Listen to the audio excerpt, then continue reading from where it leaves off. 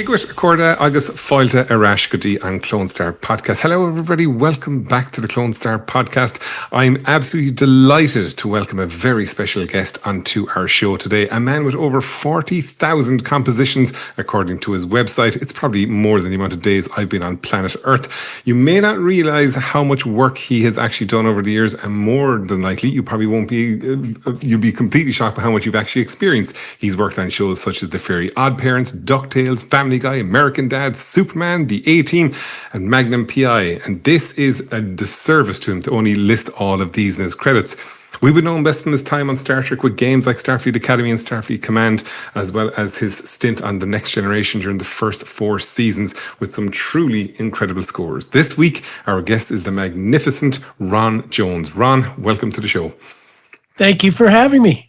And if you're any of you in audio land or visual land, if you have your Ron Jones collection, you can hold it up right now because that's what I have in my hand at the moment. Ron, before the podcast started, you told me you have a musical joke to tell me, and I'm very much looking forward to hearing what this joke is. Okay, well, there's a traveling salesman, and he has to fly from America to a meeting in Africa. And so he gets on the plane and takes a sleeping pill and tries to relax, and it's 14-hour flight.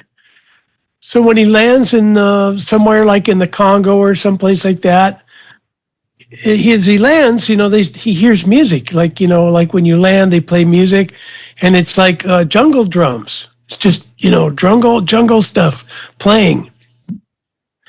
And it's not too loud, but, they're grabbing their carry-on, and they go down the stairs to the tarmac and then into the airport. And as he's walking across, the drums are getting louder. And when he finally gets into the airport, he's standing there getting his bags, and it's louder. And he goes over to one of the baggage handlers and says, "Excuse me, I just got off the plane. There's like these drums playing in it. What's going on with the drums?" And the man would just say, "Drum stop, big trouble." So he goes, "Okay, I can't get any help from these guys." So he takes a cab to the hotel, gets to the hotel, and all the way there, he's hearing the drums. He has to roll up the window. There's drums there. He says to the cab driver, "What's with the drums?" And he said, "Drum stop, big trouble." And that's all he gets. So he goes into the hotel to check in. And he says, "Look, I'm here. Here's my reservation." And they say, "Oh, yes." And he says, "What? Let me ask you one more time. I've been asking everybody, what's with the drums? They're just loud and loud. I've got jet lag and I'm exhausted, and I'd like to chill out. I have meetings in the morning." And the guy said, "Drum stop, big trouble." And all of a sudden the drums stop. And he says, "Now what?" He says, the clerk says, "Big trouble, now bass solo."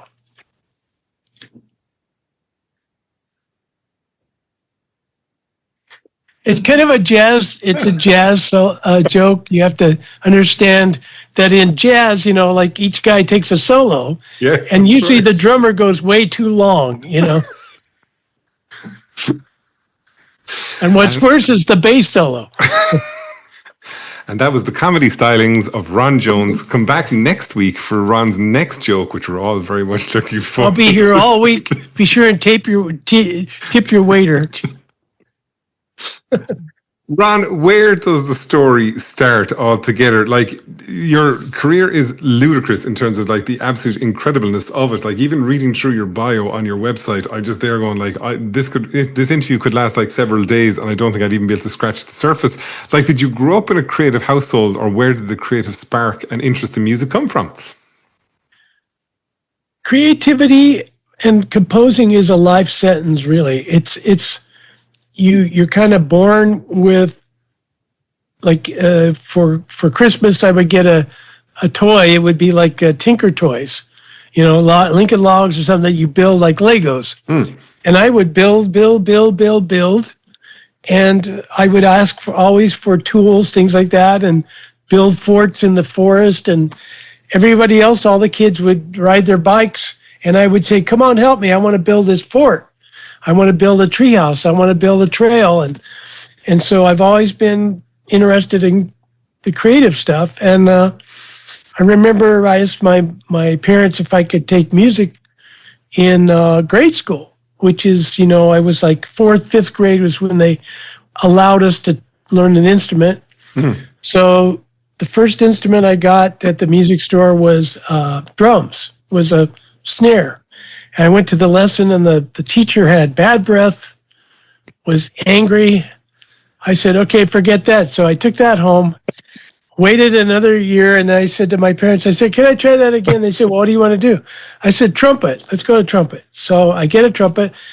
Another guy is angry, teacher wants you to practice and blow your horn. So I said, enough of that. So I threw that. So next Christmas they said, what do you want? I said, I want an organ. I want a full orchestra at this point. Just give me the full thing. That's coming. So I asked for an organ, and I must be like 11, and I got. Hang on a second, Ron. Did your parents not see through this? Going, wait a sec. We bought him drums. We bought him other instruments, and they're just literally gathering dust here. Now he wants another instrument. What's going on? I think they were thinking that, but they humored me because it was either that or robot machine gun. So they got me the organ, and what I did was took a screwdriver and took it apart because I wanted to see how the reeds. So you see, I'm trying to give you a pattern that I wanted to be interested in how music, organized sound works, and so that's kind of like the creative thing. It is hard work, and I actually composed so much music for a big concert tour I did in Italy this last fall that I couldn't walk. I had to go to the emergency in a ambulance because I couldn't walk. And they said, well, it looks like you got a bad case of composing, and when I was working on like Star Trek, I had 3 other series at the same time. So I had like, a Disneyland card that I could go to the emergency at the emergency hospital. And I'd come in and the triage the nurse would say, well, what's wrong with you? I said, well, do you have a form that says everything? Because everything is hurting me. I've been up for 3 days riding, too much coffee. I haven't seen my family. My hand can't hold the pencil anymore. So it was like that. So there's pain, but there's the joy. Like a lot of people want to get on a cruise and go to Mazatlan or tour, the Greek Isles, because they want to get away. I want to get into school. I want to go in that blank page and see what's possible. So to me, if I want a vacation, I just grab my pencil and my paper and I can go to another universe. I can go to a mountaintop. I can go to an emotional state like loss or, whatever feeling. And that's a wonderful, capacity to have because you can do that. And I could just imagine, like I just knocked out another string quartet. I've got brass quintet I just did. We were recording in my studio on Tuesday. We do 8-hour sessions with all kinds of music.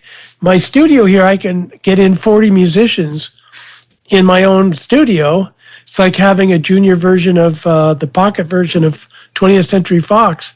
So yeah, so you can see my answers will be long and detailed. Oh no, that's exactly Ron. But like I suppose I can understand now why we've got 40,000 compositions, which is probably increased since that was kind of put on your website and things like that. But Ron, does that mean then, from a creative point of view, is that both a blessing and a curse in terms of like? Is it always there in your head, no matter what? Like, say for instance, right, we're doing this interview right now. Is there something in your head right now in terms of music you want to kind of go, actually, do you know what? I'm going to write that down really quickly because I think that's a good bit of music I could actually compose or I could write to. Is it always there? Well, I carry around like scraps of paper, and then I'm walking around the property or I'm driving to the store or I'm doing something else and okay.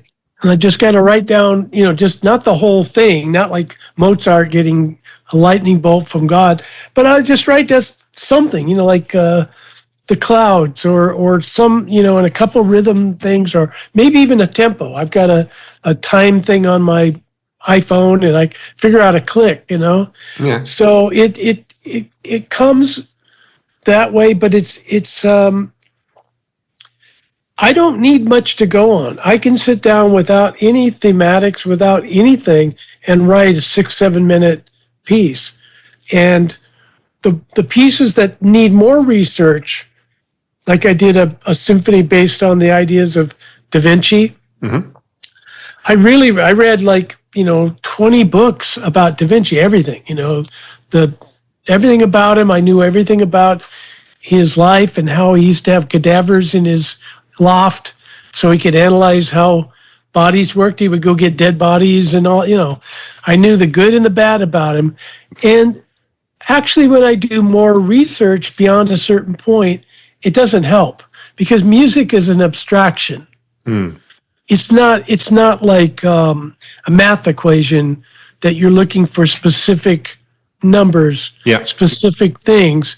Music is specific, and there is a skill and technique to notation and tempos and orchestration and melodic writing, harmonic, counterpoint. Yeah, that's all there. But the array of things you have to be balancing all at once is almost as complex as your name. It's like you almost can't go there. It's so, if you try to look at it all at once, your brain will explode. But it's sort of like a salad bar, and you can say, okay, I'm working now on the harmonic. I'm working on this. And you just got these choices, on, off, maybe, like a computer, and you're just going fast. So you have the thematic stuff or the germ of an idea or a lyric, and then you go to sketch. And usually if I can't get anything going, I just say, why don't I just write 4 bars? I can always tear it up. And next thing you know, I've got 60 bars. It's like I keep going. I'll tell my wife, hey, that thing I was thinking about? Now I'm done. She goes, yeah, right, okay. She doesn't phase her. Now that 50,000, it's actually 50,000. I didn't know how many compositions I had. And then when I switched I was in ASCAP to begin with, then I switched to BMI. Mm-hmm. And then I was in BMI for 20 some years. Then I switched back to ASCAP and to CESAM in France. So I have that organization. So each time they would print out my catalog. And so when I switched from BMI to ASCAP, they sent me this giant ring binder, small, like 6-point font, printed on both sides. I said, what the hell is this? Who did this? Well, it's because compositions in film music could be anything over 2 beats. Yeah. So like you write, and that's a cue. Yeah. That's a cue. That's a composition. So it's not like 50,000 Bach, preludes. Yeah. It's 50,000 compositions that are all different. And like for, say, Star Trek Next Generation, an episode, 45-minute or 42-minute show with 5 reels would have maybe 35, 40 starts. Yeah. So each show gives you that much. So if you put a monkey in a room in Hollywood and gave him a pencil and a paper and just said, monkey, you get a banana for every 100 times you make a mark. That's how I'm the monkey in the room with getting the banana, trying to get these shows done. So I'd never calculated that. And it was only after decades of that I finally, somebody told me. So but Ron, technically, like if we completely go back for a second, because again, 50,000 compositions now at this point, we've kind of, we've figured out we like instruments, we've taken apart our organ and things like that. But at this point, what is kind of inspiring you? Is there specific artists that are inspiring you? Is there somebody an educator who's inspiring you? Or is it just your own desire for knowledge and understanding that's inspiring you at this point? Well, the first license that I have is I can do anything I want to do. Mm-hmm. I've turned down every project from Hollywood. I'm actually producing a film over in Europe right now. I'm supposed to see the rough cut this weekend with some filmmakers in Armenia that I met at a film festival in Florence. Yeah.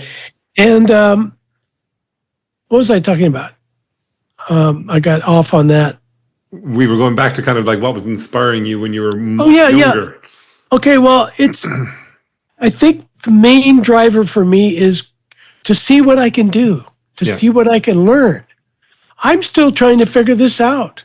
As much as the training I have, if you were to give me a PhD for each part of it, conducting, arranging, composing, orchestrating, music theory, all those things, I would probably have like 10 PhDs in all these subjects. So I love reading, I love thinking, I love walking, and when I have little places on my property. I have 22 acres, which I don't know what that is in hectares and whatever you guys use, but it's a lot, and it's got fields, it's got forest with the 30-story tall fir trees and all that, and I'm a sky watcher. I love watching the clouds move past. And I love watching being in the forest, being in all that stuff. And I just find like the progression of light. Like we sit here and we look out and we just see like a frozen picture, like the sunlight hitting an angle. And you go, there's the sunlight. It's not stationary. It's moving all the time. So if you slow down enough, you see that everything's alive and everything's moving. And so I find inspiration in that. I find inspiration in the Renaissance, in history, in human things, and so I'm open to a lot of. I have 10 books open at any given time, and I have 7 libraries on my property that are all full, like to the brim, with nonfiction mostly, and so I don't need much to get going. Everybody thinks you have to have a bolt hit you, and also from when you work under the gun in Hollywood, they have wasted a year writing a script and rewriting it. You get like 9 versions. The director wasted a lot of time filming it. Yep. The editors wasted a bunch of time. Everybody's like having a cookie and messing around and going for a break and everything, and hanging around and yakking. And then finally, when they're out of time and they have an air date, they call you in as a composer to spot the show. And then you go, well, when does it go? And they go, well, tomorrow. Like I did the pilot for Family Guy. Seth MacFarlane called me at like 5 p.m. He says, hey man, I finally got the pilot and I want you to score it. I said, yeah, I've been waiting for months. You've told me about this thing. I said, well, when's the dub? He says, tomorrow at 10. I said, tomorrow at 10, I have to compose the theme, compose the themes, write the cues, time out the cues, make a cue sheet, write the cues. Then in the middle of the night, I'm supposed to input everything into the MIDI thing, mix it, get in my car, and drive through the traffic from Burbank to Santa Monica. I don't know if you've seen the traffic there. I got there at 9:30, handed it to the dubbing guy. He put it in. Seth comes in at 10:30. I said, look, blankety blank. I had an interesting name for him.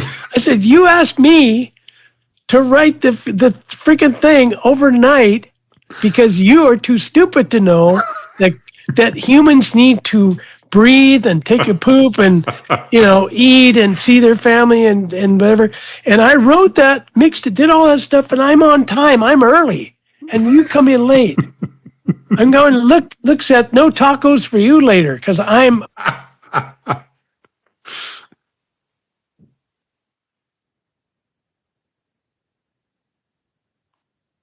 Oh, no.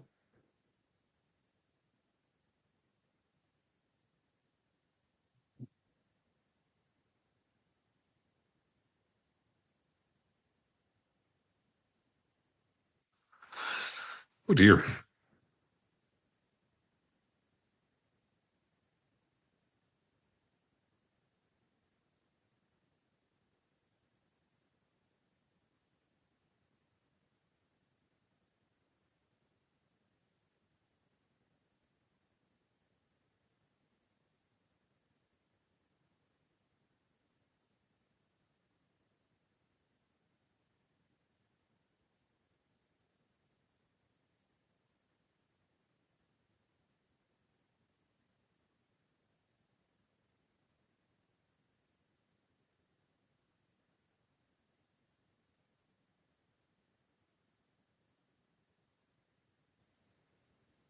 Okay, we're back.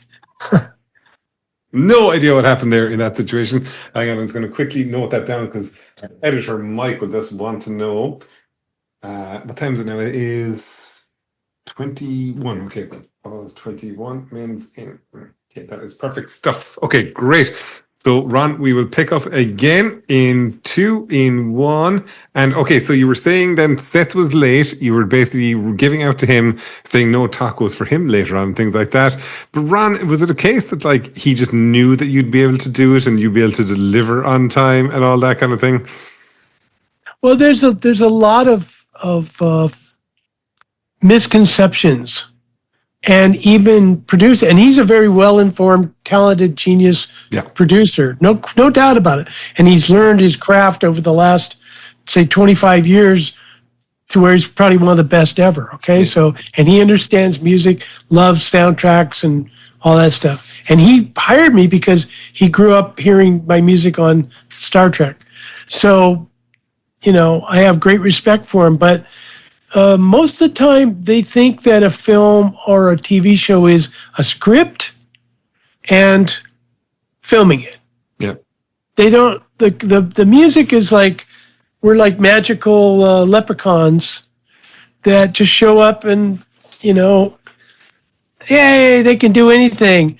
And like, oh yeah, this one's a Broadway thing, and then we want to do a song, and then we're gonna have a battle scene, and then there's guys from outer space, and then then it's a comedy, but it's sad, and then but we've always liked classical music and polkas. Can you fuse them? I mean, can you write a hit? That's another fun one. They think, like our show's kind of weak, but can you write a hit that the kids will like? Ron, that's not an unfair request. Let's be honest about it now. Come on now. Like, it's a totally fair, legitimate request, that situation. What I've learned is just to walk out of the meeting and go out in the hallway and get a cup of coffee. And they go, are you okay? What's the matter? And I say, yeah, I'm feeling sick. And they say, well, what do you have? I said, well, I'm sick of you. I said, I'm going to get some coffee and leave. Like you need some help. There's special doctors we can call that could maybe give you some medication that might help you to understand that, you don't expect like a screenwriter to write a feature treatment in one night. Like it takes some work, some time. So I don't know. It's like, Ron, where did you get where did you get the big break? Because I know that you had worked or studied under. I'm not going to try and pronounce his name. Lalo Schifrin, is that right? Have I totally ruined my pronunciation? Yeah, no, you said it right. He did Mission Impossible, Dirty Harry, all that stuff, and I was actually his protege when I was working for Paramount. Yeah. So I would be working on Star Trek and Superman, all these shows, and then I'd go over to Lalo's house in Beverly Hills. And we'd talk about orchestration, and then we went to conducting, we went to different things. And he was working on films too. So I'd come in there and he'd be working on The Sting Part 2 or some, kung fu thingy. And, so we had a mutual thing where I was, and I was the only one that ever got in as a protege with him because he wanted me to copy a guitar concerto. Mm-hmm. For Boozy and Hawks, because they didn't have any money for a classical. So they said, see if you can get a guy, a student, and he'll copy it.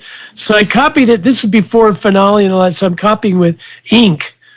And as my payment back, he taught me, a master's class in orchestration. So, that sounds like a big deal, Ron, to be able to be in that position to work with Lalo in that situation. Is that right? Yeah, but I had already been working in LA for 12 years or so, something like that. So I was already, I had a lot of credits. And but when I was in high school, we moved from where I grew up in Bellevue, Washington, to a place just south of Portland, Oregon. And when I went to the high school, it was really kind of like farmer kids, they'd all work as sheep herders in the afternoon or something. So I said to the counselor, I want to go to college. And this was my junior year. And they said, you don't want to go to high school? I said, no, I want to go to high school, but I want to go to college. Can I sign up for classes? And they said, okay. So they said, you sign up, we'll pay you the tuition, but you buy the books. Mm-hmm. I got a permission slip to get in my car and drive to the college that was across town. Yep. And I started taking music theory and as a junior in high school. And I was studying 16th century counterpoint with a sister at a all-girl college called Marylhurst. Mm-hmm. And this teacher had studied with Nadia Boulanger in Paris. And so had Lalo. So I was getting like a direct line from Nadia Boulanger, who taught Aaron Copland and all those guys, Quincy Jones, different people, and got there. I got the 16th century counterpoint, got that. So all the kids in school, they couldn't relate to me. So I just kept doing that. So when I went to college, I already had my first 2 years of music theory. Yeah. And so I just got to write for all the groups, the choirs, the jazz bands, and I would just every day write, music. And I would measure when I was done by how long the paper was. I'd tape it all together. And if it was as long as the building where the music department was, that was long enough. So I would stretch it out down the hall.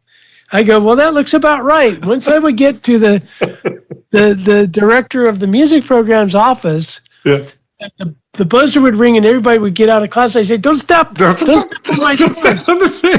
It's that long. I'd fold it up and I'd say, okay, I'm done. So you can see where this is leading, So I only got my degree just to prove to myself that I could do it. Yeah. I've never used it because in Hollywood, there's people that never went to school, like Hans Zimmer, that have done really well, and there's people that have gone to school a lot that end up being third string somewhere. So for you, Ron, it's not a case of say, the way we talk about people with book smarts and they have an understanding of it, but they don't have street smarts. So for you, it's very much about like living the music rather than just necessarily kind of like going through a book and all that. It's kind of like you have the experience, you have the orchestrations, you've actually got the work done, and then as a result, then as you like from what you're saying, it would seem that like it was always there for you. So when you were doing all of these orchestrations, like I'd say like every second of the day, you were thinking of something new to write and compose and things like that. Well, when you have sessions, every week I'd have 2 sessions. I started out doing 2 sessions a week for Hanna-Barbera. Yeah. That you get the best studio musicians in Hollywood, like Vince DeRose on French horn and the best guys. And one band might be a small band, and another one might be a little bit bigger, but we never had the classic, Rimsky-Korsakov balanced orchestras because nobody had that kind of budget, especially like animation. So I had to learn how to write big stuff with a small band. So I'd write these cues, and then Vince DeRosa would come up to me in the break and say, Ron, are these your cues? I go, yeah. He says, I like what you did there. The French horn could do this. And then Tommy Johnson would come up, the best tuba player, and say, hey, I'd say, Tommy, what did you think of the tuba? So the whole orchestra would come up and mentor me because I wanted to know. I wanted to make it better. So my school was 20th Century Fox, Warner Brothers, all the animation companies. I worked for Roger Corman. I did a whole bunch of B movies. When James Horner would start out, we were there. Yeah. And so that was my training. because college doesn't teach you enough at all. So I kept learning and kept learning and learning and learning, and I've just never stopped. So, Ron, when you were working with Hanna-Barbera, then you probably would have been young enough, I'm guessing, at that point. And when you were working, a lot of these musicians, were they a good bit older than you then in that situation, more experienced in terms of playing and all that? Would you have found it kind of tough walking into a room where, like, you're a bit younger than these people and you're saying, okay, this is what I want?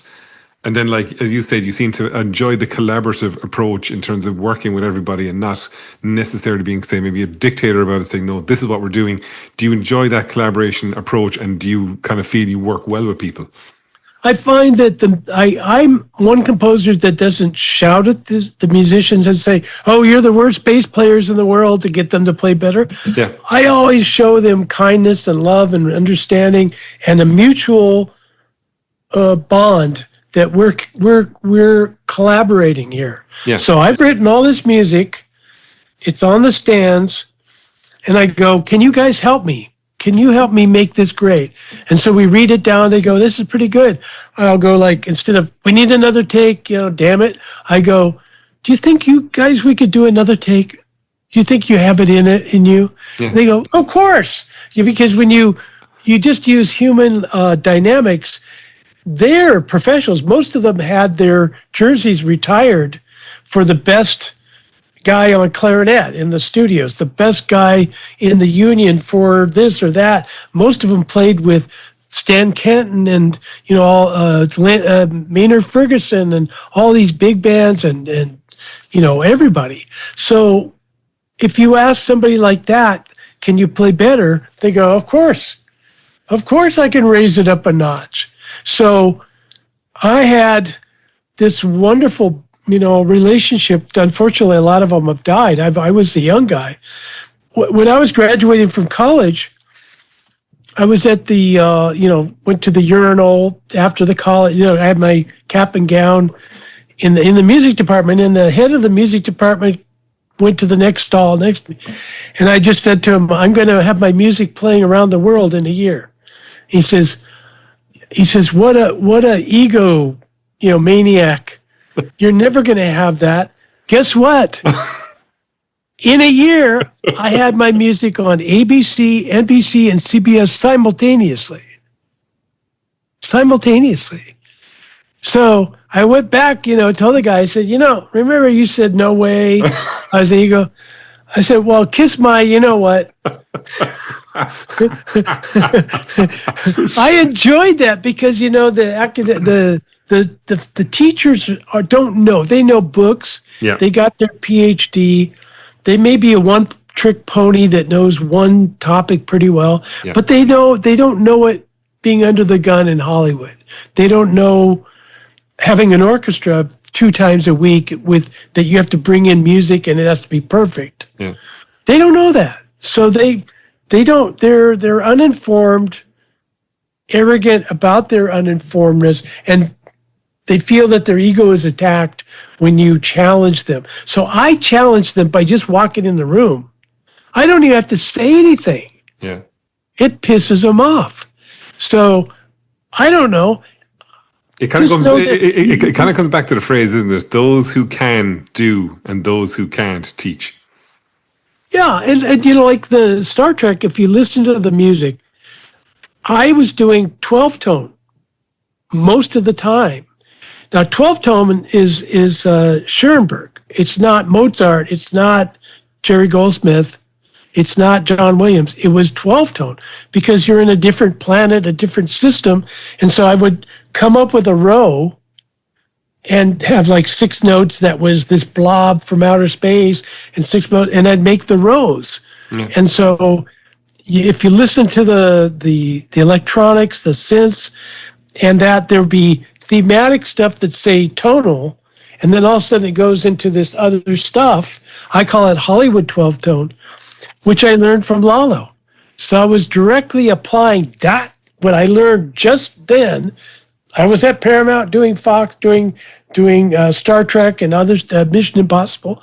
I was doing 12-tone, and it sounded great. Nobody ever wrote me ever and said, wow, you owe Schoenberg and Berg a thank you card because you write in all this 12 tone.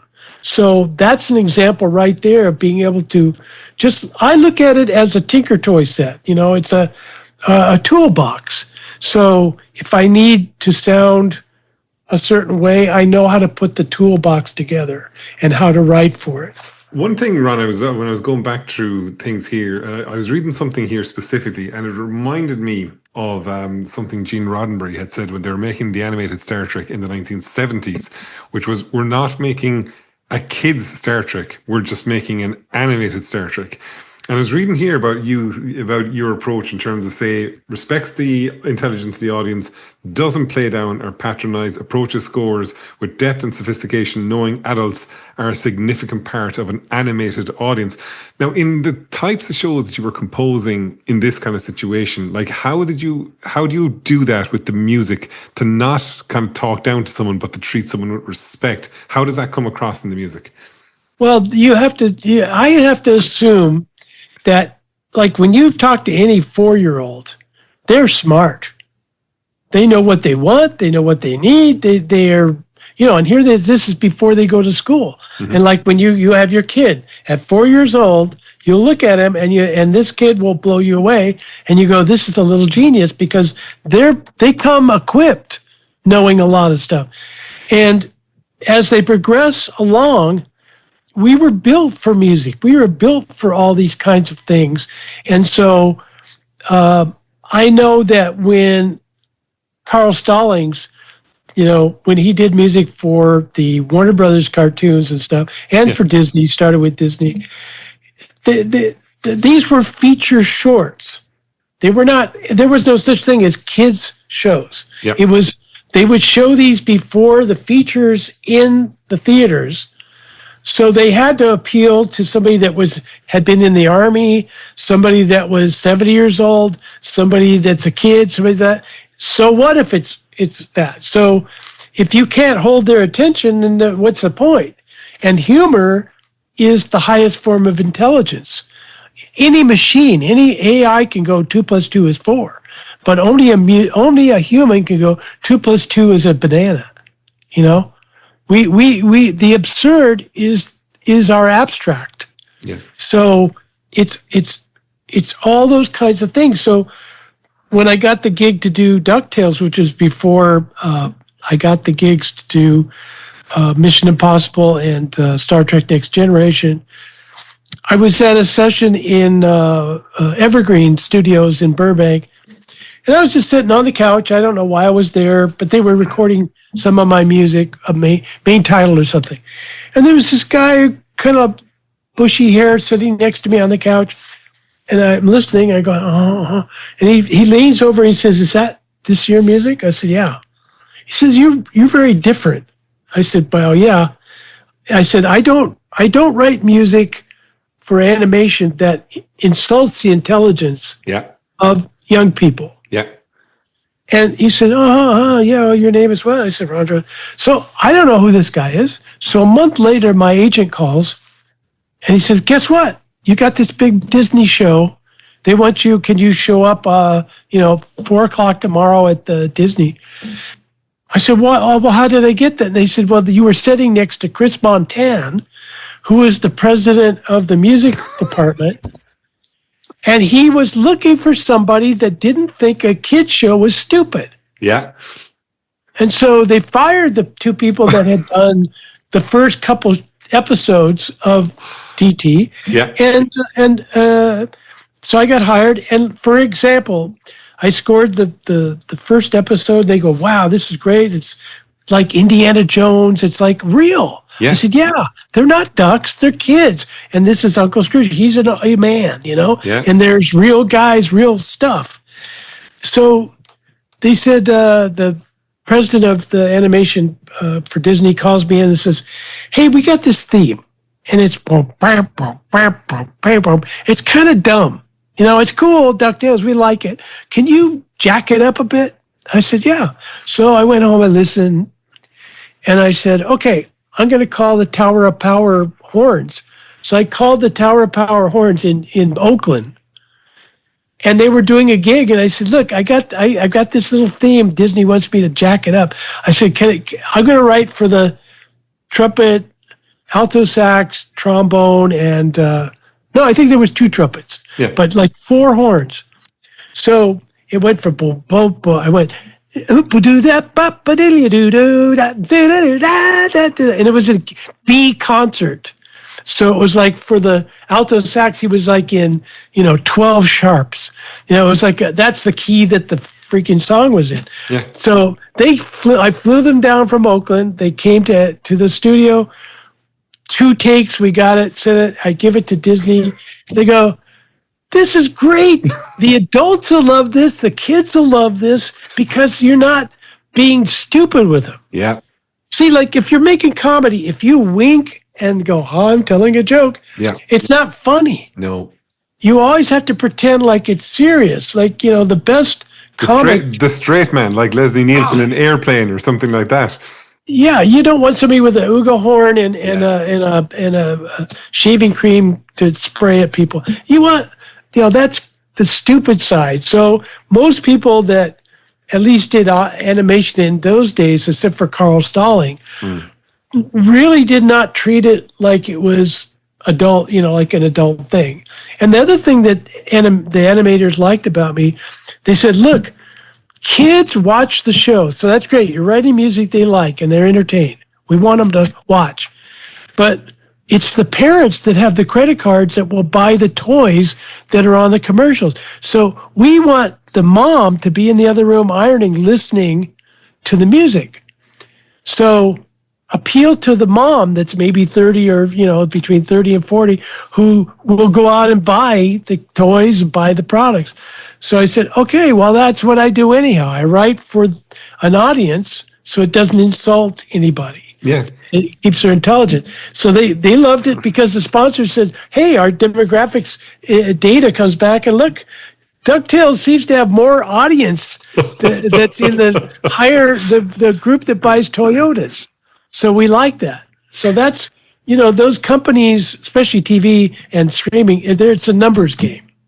They want to set, they don't care if they could show you, a starfish for an hour and you'd watch it. They would just show you a starfish, not moving, or show you an apple. If they could just show an apple, no writers, no cinematography, just an apple, and then you would watch it for commercials, for Toyotas and get high ratings, they would do it. I'm just, like, I actually thinking I was going back to my notes earlier on today, and the DuckTales theme just jumped into my head, and I have not gotten it out of my head. Like I took the dog for 2 walks, and just out of nowhere it would just keep jumping back into my head, and I was there going, "It's actually a brilliant theme tune." In fairness, it's so catchy, and it totally stands out. Like, yeah. What were some of the other theme tunes, Ron, that you composed over the years? Well, like Fairly OddParents, which was number 1 in broadcast for theme in the world, according to BMI, like 3 or 4 years. They said, "We give you more, but everyone's talking like we're favoring you." Yes. I said, "Well, I'm not in charge of any of this. Like, if you see that it's played in Portugal and Ireland, everywhere, and it's getting that rating, then give me the award. If not, don't. Yeah. I don't want the award." So, somebody will call me and say, "Can you write the theme? But we got another guy that's going to, their friend from college is going to score it." I say, "Fine." So I would, they gave me the lyrics and I said, "These lyrics don't work. They don't. So they said, "Fairly Odd Parents, blah, blah, blah, blah." I said, "Well, Odd Parents, Fairly Odd Parents is hipper." Yeah. So I wrote it like that, and I tried to make fun of I'd use a period thing like hotty, hotty, hotty, ho, do, do, do, do, like the 1930s kind of thing. And you'd think the kids wouldn't like it. Then the executive producer, I gave him the rough, and he had 2 kids, one that was 2 and one that was 4, little girls. And he played it for them. They said, "Well, they like the second one." Click, so that's how these things happen. Like all these young people want to be film composers. They don't understand that it's a human it's a human thing. It's not an internet thing. It's like people hire people. People want you to come in because of your humanity and because of what you can bring. And you have to be able to be a friend, be friendly, empathetic, regard their project and that their nuts are on the line, because if they fail, there's a mobster going to kill them. Like the studio makes a contract that, your family, we know where they live. Like there's a whole, there's a guy in the alley with the crowbar. Like they're freaked out. And they're on cocaine and so they come to you and they hope that you're going to at least bring that part of the equation. Ron, I have to ask this because I've always been curious about this, right? We'll just say, for instance, you were scoring an episode of whatever, the AT Magnum P.I, whatever the case may be, right? How is the entire process from start to finish? Do you get a copy of the script? Do you see a copy of the dailies? Do you see like a completed episode? And how much time are you kind of given?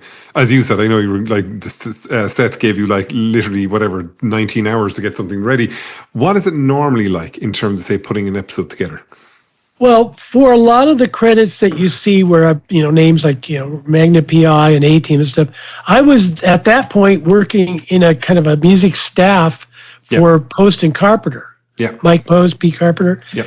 And so I'd walk into a meeting with Pete or with Mike, and they'd say, okay, you get 3-4 cues from this episode of A-Team, and here's some Riptide ones, and here's some Hunter, and here's some other. And so there'd be maybe 5 composers, and one guy would have Act 1, somebody would have Act 2. I always seem to get the chase scenes and the montages.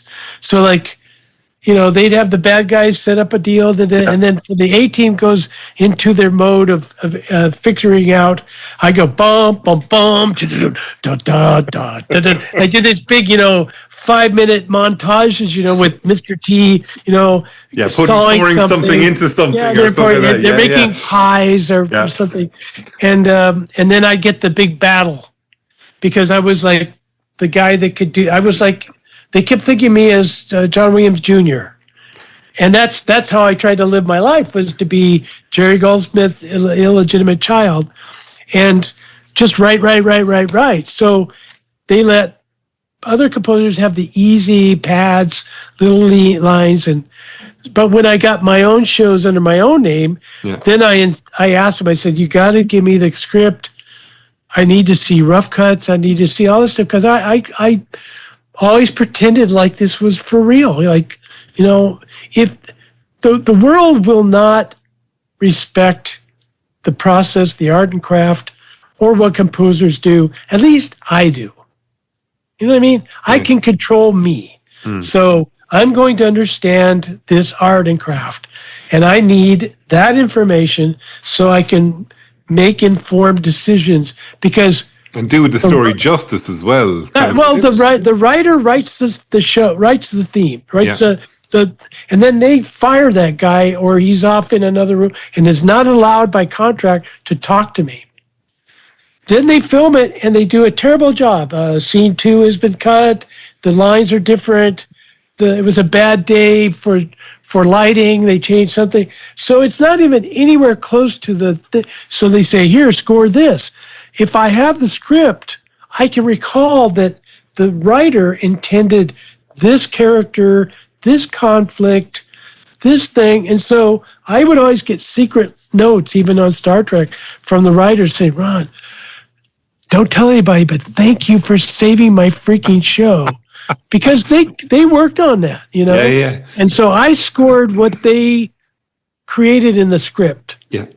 And regardless of what they end up filming, and then I try to adjust to the comical version that they come up with to try and make that work, So, and also when you're doing like for Family Guy, there'd be songs, big production numbers. They need a year to animate all the dancing and the things. So I would write the songs a year or two in advance because I had to have the script. And they say, oh, this is a song about smoking cigarettes. and they're dancing around. Here's the characters. So I'd have to write Stewie parts, Peter parts, cast member parts, like an opera, like a musical. And I write it out, and I do as a piano and vocal part. And then the cast records that because they have to animate to it. Yeah. And they have to do the chorus. So if you don't have the script, and that's before anything's animated. So you're just going by that. So they go with my clicks. I figure it out.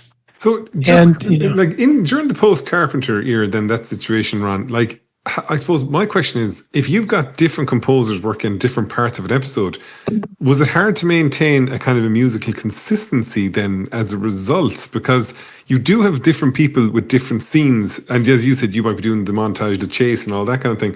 Like, was it hard to, like, especially for an episode, the 18, the music is so iconic and specific in terms of an episode, you know what you're going to hear. But would that be hard, or would there be any kind of like it's not mixing in together because you've got different composers doing different parts? Well, they had parameters, they had rules. So like the post-Carpenter sound was sort of orchestral, but with rock and roll, not jazz. They don't like triplets. They would tell me right off the bat. Like the first cue I did for them, I wrote it in 12/8, and I showed it to P. Carpenter. He said, Ron, this is really great music. We're glad you do it, but it's terrible for the show because we want da da da da da da da da da da, and then you go ba da do down do do do do do do do do do taco boop ba, like they had like a thing. So when they give you the show, they'd say, well, we got rhythm section, 3 percussion, this many horns, this many thing, and this many strings. So everybody had the same band for that show. Yeah. And then Mike or Pete would hand you a little sketch of like a couple lines, like, here's the bad guy. You already have the theme for the A-Team. Yeah. So you have that lick sitting on the piano, and then he'd say, well, this is the bad guy lick. You go, whoop. And you go, okay. So I put that on the piano, and so you go, oh, I got a bad guy cue. Okay. So I would not use the bolero, but I might like have a kind of a crunchy string pad and then have alto flutes go, guitar twang, cymbal roll, pronger comes in the bass. Like, it's like now you got your Tinker Toy set, then you go. So the way we get the consistency is that we understood the bag. Yeah. Which was kind of like from records. You write for the artist, and if they're an R&B person, you don't give them, jazz, you give them that. And if they're a jazz person, you don't give them classical. So you already know the bag. Mm-hmm. So you write within the bag and the parameter. That's how you do it. And like at this stage, then, like, I suppose the next question for me then, Ron, is it sounds like you'd be juggling multiple projects and all that. Now, it doesn't sound like that would be a problem for you in terms of going from one production to the other, because there's probably so many parameters in place for absolutely everything, and just kind of saying like, no, this is the sound we kind of want. It's variation on a theme, but the theme is definitely there. Yeah. The key is that you can't just be a film composer. Yeah. In Hollywood, you have to be a songwriter, a lyricist, a conductor, someone that deals with the producers and the line producers and music editors and orchestration. You have to have all these skills, and you have to be able to just have that inside of you. Sort of like Picasso, he never said, okay, how do I do the sculpture? Yeah. He had already been trained in that. He would go, okay, I'm going to sculpt. I need some stone, and I'm going to go in my workshop and go. So it's you. Everyone assumes that you know all this stuff, and yet we are all driven by fear. Like, you have a deadline. If you screw up, everybody in Hollywood and the world hates you. You never get another job. I've got to pay my house payment, my car payments, groceries for the kids, go to the soccer game, go see Disneyland. I mean, like it's always like working with some sort of 9mm stuck to your temple. And that's why the 50,000 compositions. That's why, because it's if you put the monkey in a room and say go, yeah, and you say monkey doesn't get banana unless monkey gets so much done, monkey gets that done. You figure out a way to do it. I remember it's reading, not in the textbooks. I was reading the trivia on like the Transformers TV show years ago. I remember one of the writers basically said he despised the show because he would be told like of a morning, you have 24 hours to write an episode of Transformers and it has to be on my desk by 8 o'clock the following morning. And he was there going, I have to create the whole bloody thing, write the whole thing and have all of this done in less than 24 hours. Is there going like, I hated working to this kind of a deadline. And Ron, how did Star Trek come about then?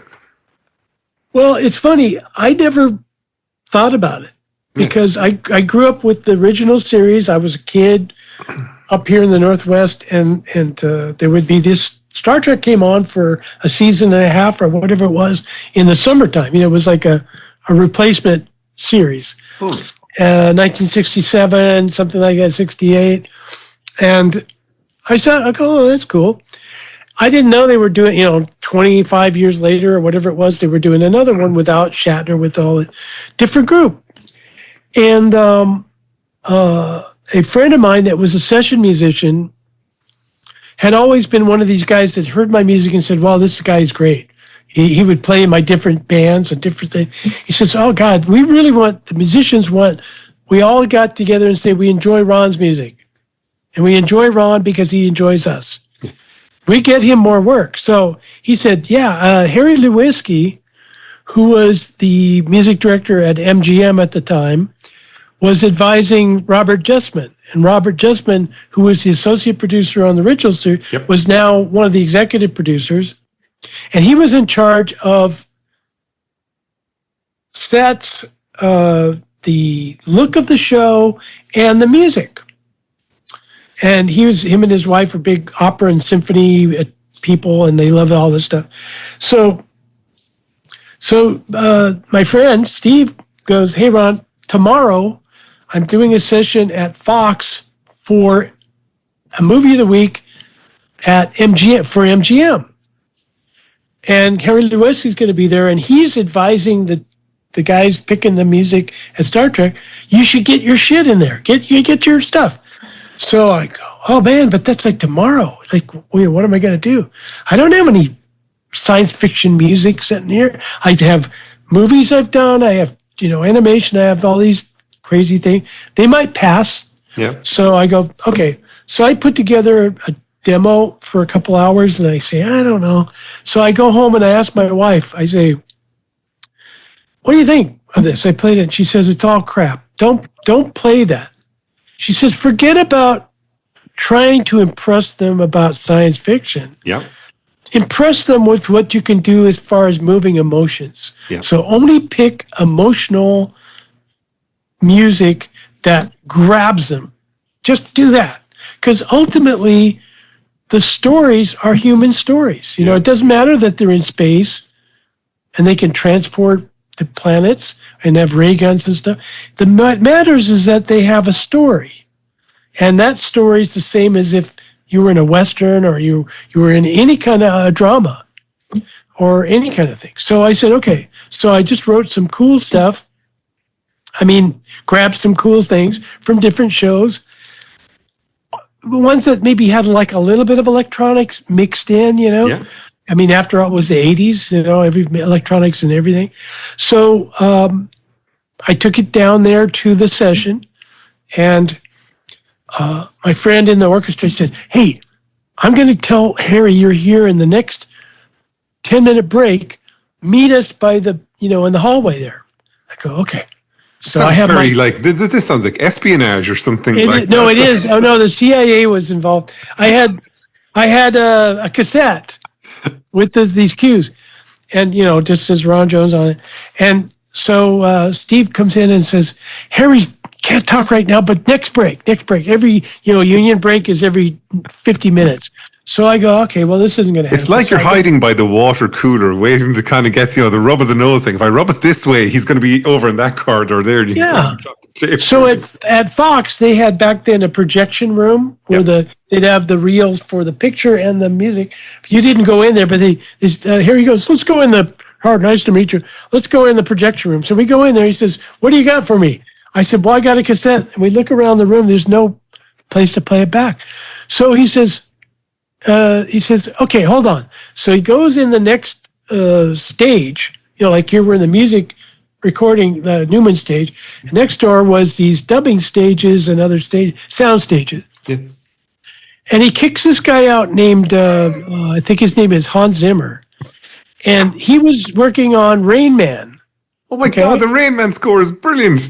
Yeah, and so he's working on Rain Man, and he had like a Synclavier, and so this is his session. He's paying for it, and Harry goes, "Get out of here! Go get a cup of coffee. We need to play it." And where's the cassette player? So we sit down, me and Harry puts in my cassette, and he's playing it, and he's like listening, and he goes, like he grabs the phone, and I'm going, "Oh great, he's not listening." So stops the cassette. He says, "Okay, Thursday at 2:00, go to trailer 24." I go, "Where's trailer 24?" It's behind the building over there. Look for trailer 24 at Paramount. I said, "Well, why?" He says, "Because I want you to compose the music for Star Trek. You're going to meet with Robert Justman." Yeah. So I go Thursday. I drive on the lot, park in where they parted the sea, and the Jews left Egypt, in the Cecil B. DeMille. It's a parking lot, but that's where the Jews passed through Egypt. Yeah. And I park there, and I go over to trailer for 24, and there's oddly nobody in there but the main production secretary. And she says, "Oh, Mr. Jones, yes. Robert's expecting you. He's over on the lot solving something. He wants you to go in and look at the show, but don't steal anything." You were there with your bag marked swag going, "What do you mean I can't steal something?" I said, "You can frisk me later." So I go in there, and they close the door, and she hits play, and there's a bald captain and a weird, looked like an animal guy with a head thing, and I was like looking for the exit, like, let me out. What have I done? I made a dreadful mistake. I'm now being captured by crazy people. And I really was thinking, I don't really want to be here. This is just, crazy. I know what this is crazy. And I wasn't thinking Star Trek. And then Robert comes in late. And he says, "Robert, did you see the show?" And I said, yeah, I saw the show. Great, wonderful, Shakespearean even. I said, so what do you want? What's up? And he says, well, he says, we want you to score the third episode, and maybe some more, if we like you and stuff, because Dennis McCarthy is doing Encounter at Farpoint, which was episode 1 and 2. 2, yep. That they put together, 2-parter. But he says, "You're going to go first." I said, "I got to go first. You can't. If Dennis you hired him first, he should go first. Yeah. I'm doing the third episode." Yeah. Because when you do the first one, all of the people in the gray suits come down because they're worried about their franchise. And since they can't attack Gene Roddenberry contractually, they want to beat up the composer. So all these people from Gulf Western, which are like, mobsters, they all come down with the matching gray shoes, matching gray shirts and ties. And they even put a choir, the risers, which they have for the choir, so that all these gray suit guys could stand in the booth. So I had 30 people from Gulf Western, and the guy with the crowbar in the hallway. And so I'm scoring episode 3, and, I'm exhausted, and I'm wearing my shirt backwards, and, musicians would come up and say, "Hey, Ron, your shirt is on backwards and your zipper is down." I said, "I know. I do this so they'll leave me alone." This man's crazy. We can't go near him. I'm crazy. Yeah. So it's part of my plan. So anyways, I score it. They love it. So I go, okay, I guess they're, not going to hire me. They're going to go with Dennis. So they said, well, we need two composers because if one did it, they would die. And we don't want to kill people necessarily. We don't mind killing them, but we just don't want to be, without a composer because they're dead. So, so they said, blah, so we'll keep going. So, and then I end up doing, enough stuff until finally, they want to burn you in the hallway. They want to take you out back and get a flamethrower. It does, one minute you're doing everything great, and the next minute, Because I have to ask this, because when you'd watch the original series, by and large, with few exceptions, the music would be pretty standard. There'd be reused music and things like that. What always struck me with your music, Ron, which is also why I bought the Ron Jones collection, in case I haven't advertised it enough, is that the music was so flippin' unique. It was so different in so many episodes. Because I remember when I first emailed you about this, and I was mentioning things like Ramata's Vibes, number 2 from, say, Loud as a Whisper, Double Star at the start of Evolution, The Human Factor from Booby Trap. Actually, Ron, this is going to sound like the most ridiculous thing. I use the term the human factor in work all the time, specifically because that's the title of one of your pieces from the episode Booby Trap. So whenever I say the human factor, I think of you because that is where I get it from at all times. And I said to you, I bloody loved your music, and you almost seemed surprised that I enjoyed it so much. Is it a surprise to you that people enjoy your music from the next generation so much? I think, I've done a lot of analyzing how artists, what their mental problems are, because I'm an artist and I want to know what's going on. I didn't realize this, but there's always a level of anxiety and depression mixed together with all the joy. Yeah. And you're not even aware as an artist that, say you paint a painting and you go to the gallery and the gallery says, we really want pictures of kitties with big eyeballs, and you've got your thing. And so you feel anxiety because you work so hard on it, and then you feel depressed because you feel like nobody's going to like your stuff. So being an artist means that no matter how cool everything was, you got a big award, you had a big orchestra on Monday night.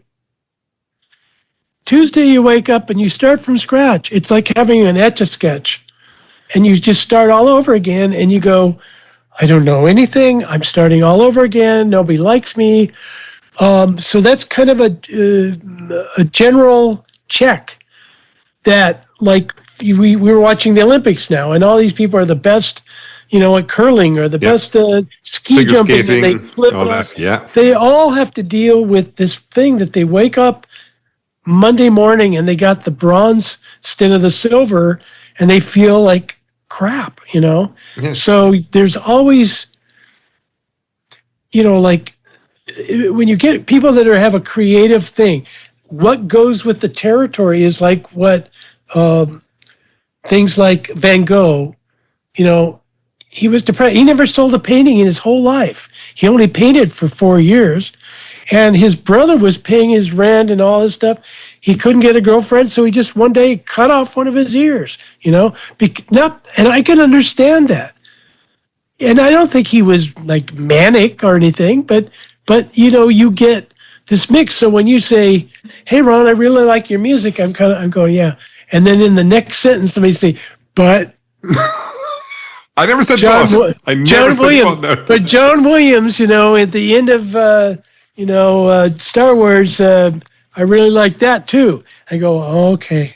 But hang on, I have to counter with one thing, Ron, right? There's so many Star Trek CDs out there, collections, this and that and the other thing and all that. You're the only composer who has his own collection. So how did this come about? Who came to you and said, Ron, we're putting together a collection of your music? Well, you see, it says Film Score Monthly, which is Lucas Kendall, right? And so Lucas, I had known him since he was high school. When he came to Hollywood to first start interviewing composers about film score, he was basically like a senior in high school. And I met him, and I was like one of his first interview people. And he felt so cool. He was recording me, asking questions. And he wrote an article. So I had known him for years and years. Yeah. So he was creating a collection, and it Jeff Bond, who does all these wonderful liner notes. So Lucas and I and Jeff Bond would sit there when I was still in LA before that came out. We worked for a couple of years just getting the backstory to all those cues. So if you read the liner notes, it's like a novel, that goes on and on and on. Because Crescendo had released all kinds of episodes. Yeah. But they would just go, here's the CD, here's a picture of a cat, and it's done, in the list of the cues. But Lucas and those guys really consider it an art form, the making of a CD for a soundtrack. So that's what that was all about. They created, and I had to find my reels. I had to find the reel-to-reel copies and all that kind of stuff. So this had a lot of backstory because they care about it. I think they put love in it. But yeah, that's how these things happen. They just finally, Disney, after 30 years, finally released the DuckTales 2 CD. And of course, Disney always loses all the masters. So I had luckily backed everything up 3 times on DATs. So we had to transfer from DATs 180 cues, which Entrada took, and they made that thing. It sounds wonderful. I can't believe the job that they did on it. But it took Disney like 10 years of nagging them because nobody at the studio wants to approve an expenditure. Yeah. They don't mind making money, but nobody wants to spend it. So they cost them a little bit of money to pay reuse for the union musicians. Yeah. So that bugs them. So it takes a long time. It took a long time for Family Guy CD. It takes a lot. I mean, they have to pay everybody again, and they don't like doing that. Like in terms of, say, like looking through the episodes, I think it's 41, 42 episodes that you did and things like that. Like, obviously the idea was to make everything as individual as it possibly be. Like, as if you look at, say, Who Watches the Watchers versus the Royale, like utterly different kind of music, totally like, whereas when you look at, say, seasons 5, 6, 7, it's a lot more standard. So like at the start, was your approach appreciated, and then it got to a point where it kind of was felt that they didn't want to keep going down that road? Is that right? Well, the main thing was that, again, I treat every show and every script like a brand new thing. Yeah. And my joke was when I would walk into the production office of Star Trek, I say, what's the show this week? Meaning, like, I never thought it was Star Trek Next Generation. Yep. I thought, what is the film this week? Yes. What is the story? And so once I have a thing called the Star Trek questions, because I kept asking the same questions over and over when I would come up with themes. And so the Star Trek questions ask, what's this show about? Mm-hmm. And I say, this show, they go to some constellation deep in space, and they encounter a lot. I give a thumbnail, like fortune cookie version. Then I say, well, and then it says, next question, who are the main characters? So I say, well, this time it's Riker and a little bit of Brent Steiner. Data. And those are the main 2 stories, the A story and the B story. And then it starts to go down to where if this story was a theme, if it was a melody, what would it be?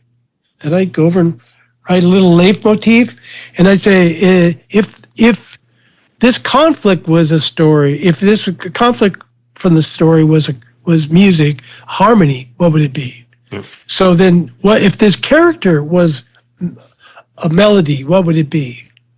And so because each story has a different set of parameters, Dennis McCarthy thought of it as wagon train. Like he always says this, that they're on wagon train, and then that TV series it's like a soap opera. Yeah. They're trying to go from Oklahoma to the Promised Land. And it's one time they encounter Indians, and the next time they encounter a drought, and the train crashes, whatever. I don't know. I never did that. I always thought the audience has a brain. Why beat them over the head with the same, things? Because, we're sophisticated. That's why. It's because I think the human receptor deserves reinventing. Yeah.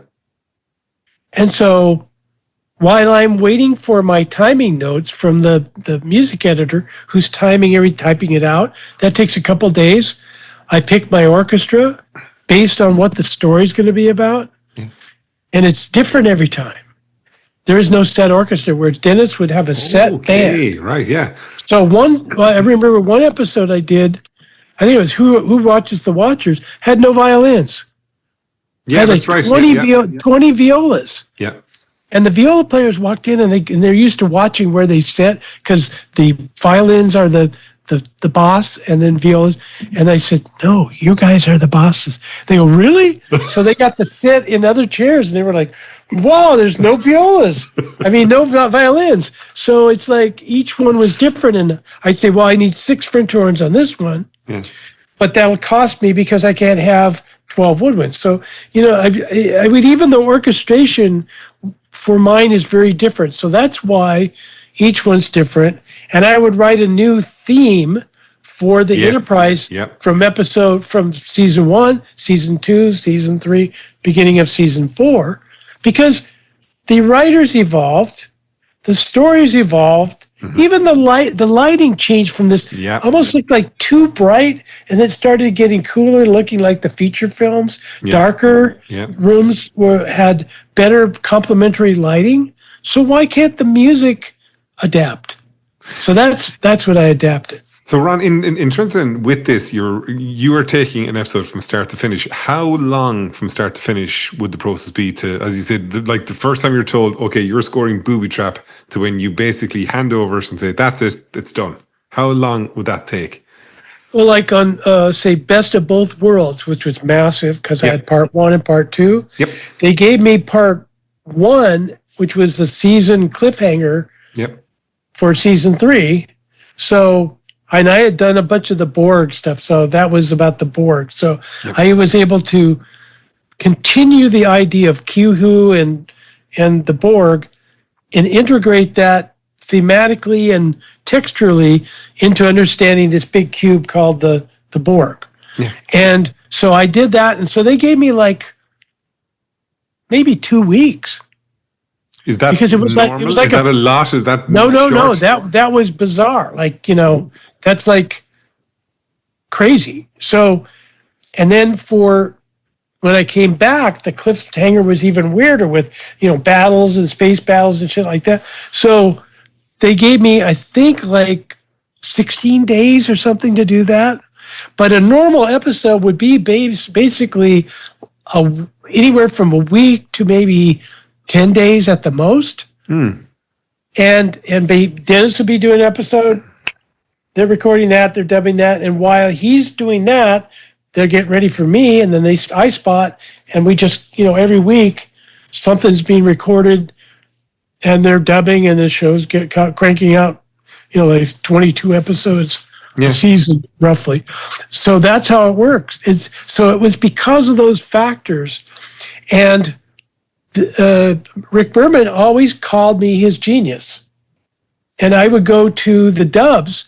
Whereas Dennis would stay home and just, write music and go home. I would go to the dubs and hang out at the dubs, and it would be me, Peter Lorison, the dub crew, the music editor and the sound effects editor and dialogue editor. And they go, Ron, well, how come you're here? How come you're not at home or writing somewhere? I said, because I want to make sure you don't fail. And they go, fail at what? Fail to do the music justice. I'm here to be an irritant. I've been sent here by the Greek gods of music. And so I worked with them. And so Peter would go, look, Ron, you take the dub, I got to leave. So I have in charge by default because of the rank, I went from associate producer to composer. Yeah. So I would do the dubs. So I did dubs for most of the big shows with my name on. I would go and be part of it because I came up through the system doing feature films for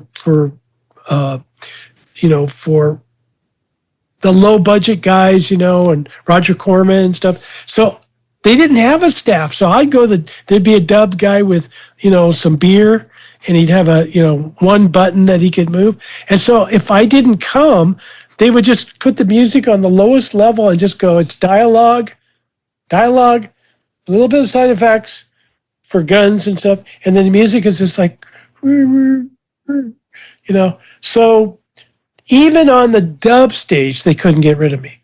I would come to the dub, and when they would get an Emmy for best sound, I would get like a junior cadet version and say, Ron didn't do the sound effects, but he was our mascot at the time. So I'd get like a picture of a fluffy bear and with the Emmy thing, from the Emmy guys saying, it's not an Emmy, but it's the best sound. So I got a lot of those best participation trophy in that it's situation. Like a Hallmark card, that kind of thing.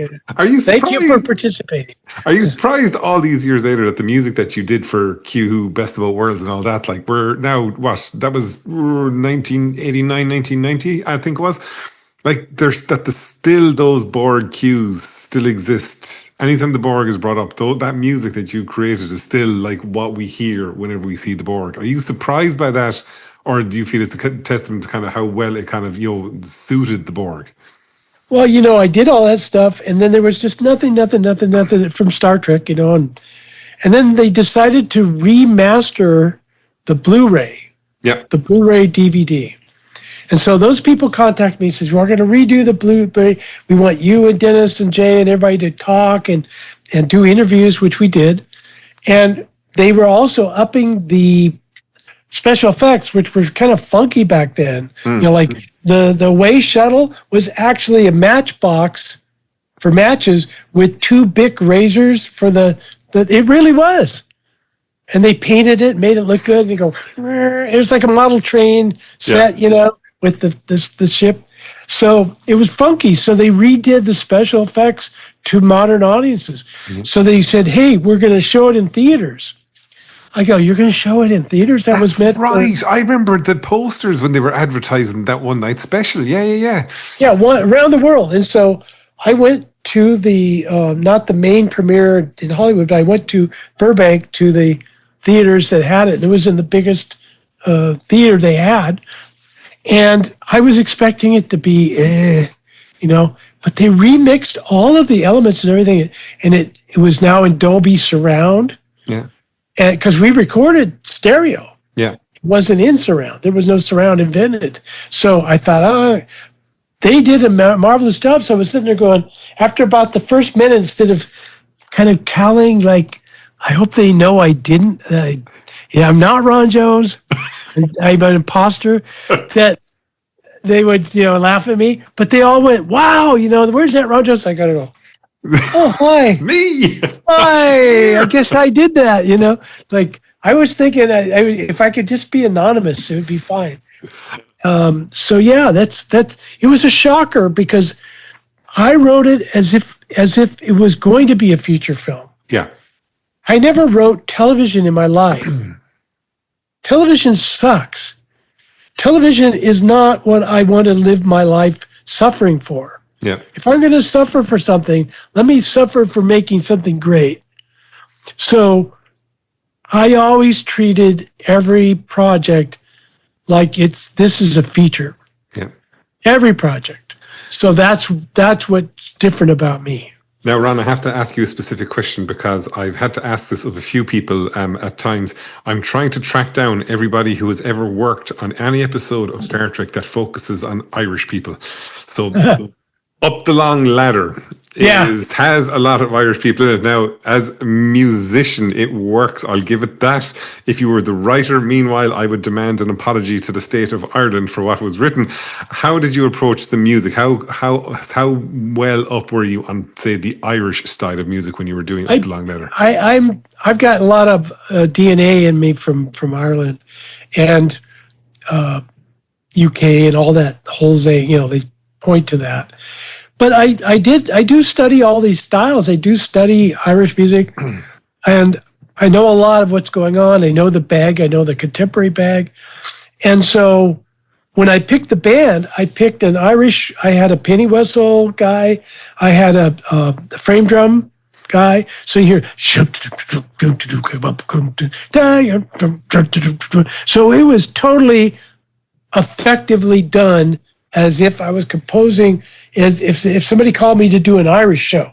Yeah. And I was trying to be honest to that. Yeah. Mixed in with the fact that they're clones in the future, 24th, 25th century, out in some distant star system, but they're clones.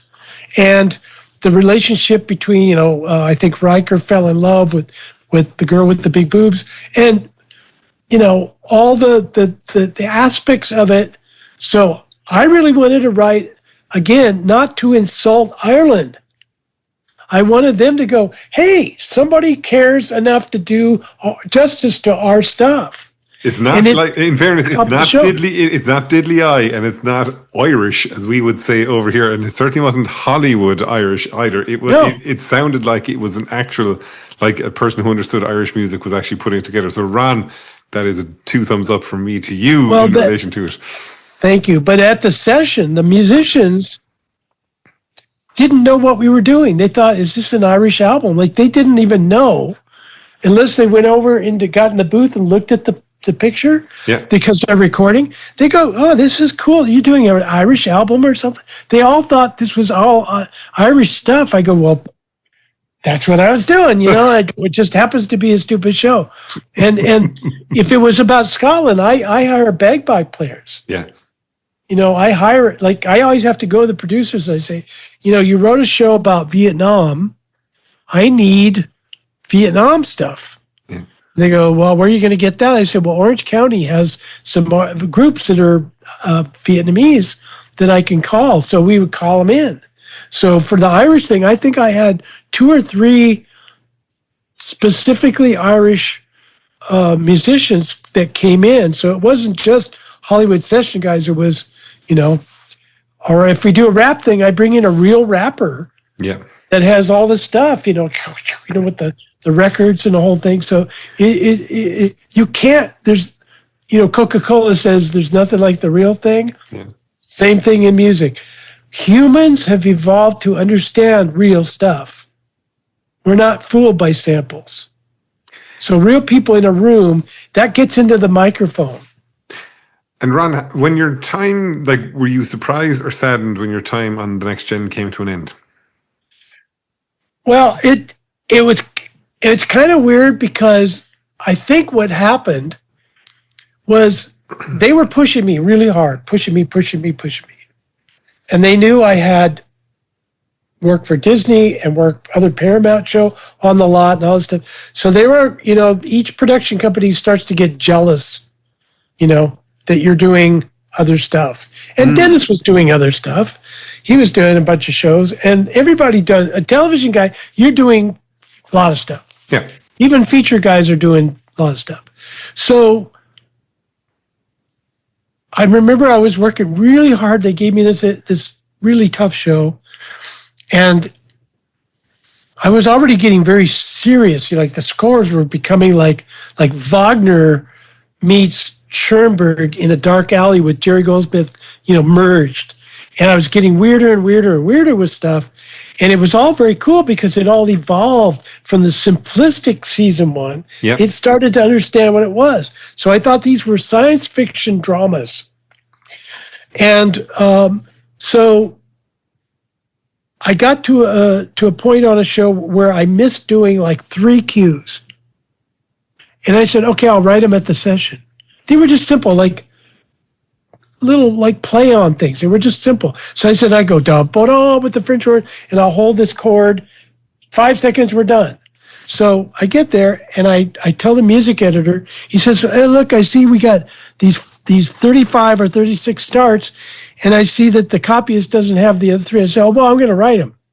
He says, oh, you don't have it done now? I go, yeah. So him being a tattletale, tells Wendy News, associate producer, and she eventually married, the captain of the ship, said Ron missed 2 cues. He says he's going to write him on the thing, they'll be fine. And they were. She tells Rick Berman, says, Ron Jones violated his agreement. He missed 2 cues for your show. And so that didn't go over well. And then there was all the work you had done, that was the straw that broke the camel's back. No, there's one other good Oh my story. God. A good story. Okay, so they did a show which featured Gene Roddenberry's wife. Yeah. Because she used to be a nurse on the original show. Yeah. And so it was a special show, and Rick Berman wrote the script for it. I forget what it was even called. And they said, Ron, we want you to do a real special job. I said, okay. So I said, okay, for this one, I want all strings, like 40 strings. I'm going to spend all the money on strings, and I'm going to use my synclavier that cost me $600,000 to do electronics and the French horns and stuff like that. Because back then, the synclavier could do that. So they go, okay, but your ass is on the line if it failed. Nobody's ever done that. This was before the standard way of doing, you can merge things together. Yeah. So I do it, and we have Cartage come get my synclavier and bring it down there. And my assistant, who was from Germany, had it all set up and everything's going. And then the MIDI, it had to be MIDI into sync time code. Well, New England Digital that built the synclavier had a Mac that comes with it to run the synclavier. It doesn't have a computer in it, but a Mac that had, somehow that model of Mac would not use MIDI, could not understand MIDI. There was no way MIDI could work. So we get there, we plug it all in, the session's going 15 minutes before the thing. My assistant goes, the synclavier can't sync. It can't sync. And it's sending the click, it's sending everything. And I'm at RCA, not at the usual places. So the crew, nobody could help me. Oh, no. And I'm going, well, I thought you said it all worked. He said, yeah, it all works inside. It doesn't work. But it's not able to sync with black box, SMPTE time code, and MIDI. I said, then we're screwed. So I tried to record, have them send the click directly out of the synclavier into the booth to that. And we recorded probably 10 cues. It sounded fantastic. And they used them. And so the producer that was there at the time, he says, well, Ron, what are you going to do about the rest of this? Because that's Rick's show and the, Marejol or whatever her name is, that was the actress from the wife of Gene Roddenberry is going to be very pissed, right? So I said, well, give me the phone. So I get the studio phone. I call up the music director at Paramount and I say, I'm sorry I failed. I will go kill myself or do sippicone, Japanese, with a tea ceremony, and just bleed. I said, I tried something that I thought was going to be great, and technology did not work. Yeah. And then it's just silence, and he says, well, what do you want to do about it? I said, well, first of all, I said, I'm sorry. I'd never want to mess anything like this up. I didn't have a late night yelling at my wife or a party or get drunk. I worked my ass off on this.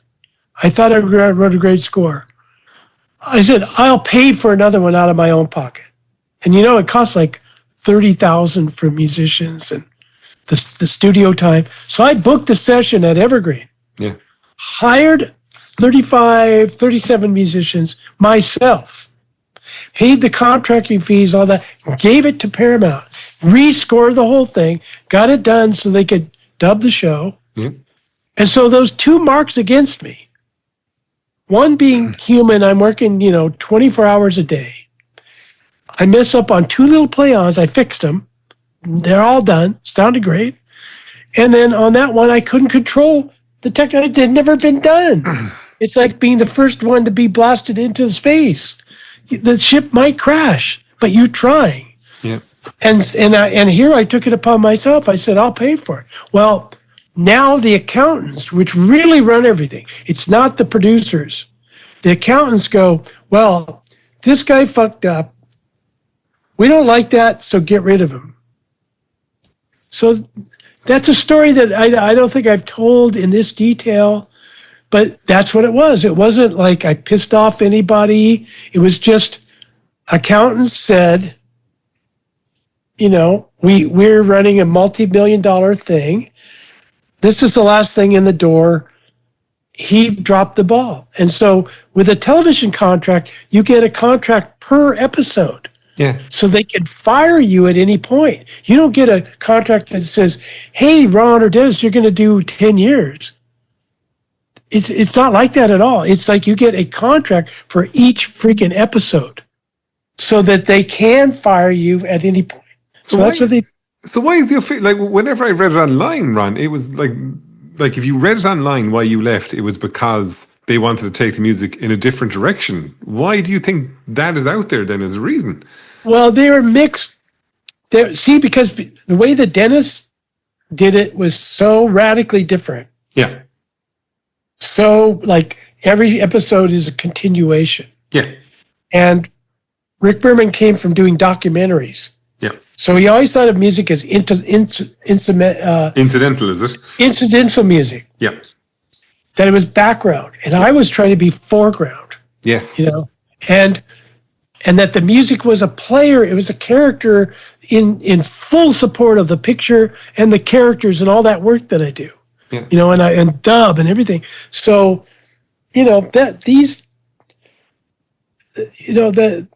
I'm trying to do a feature in a world where they don't want features.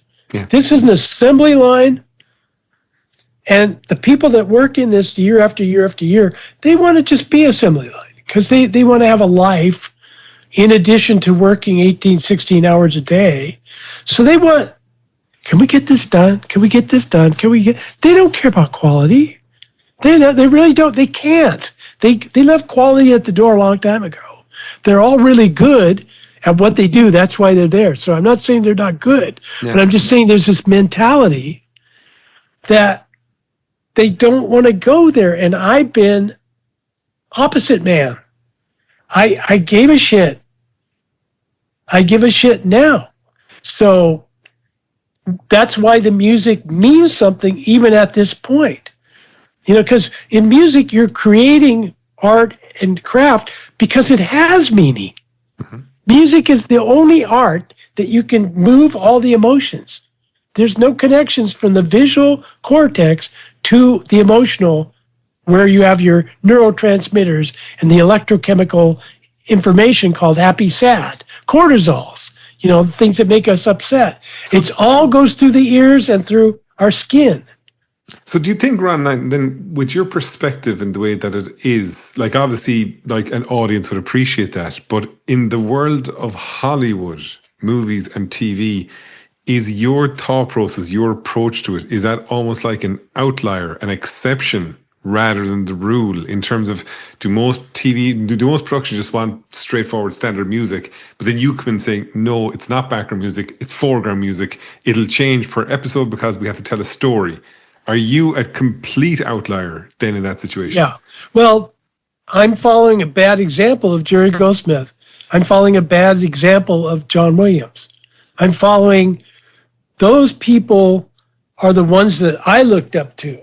The ones that I was going, I want to be like that.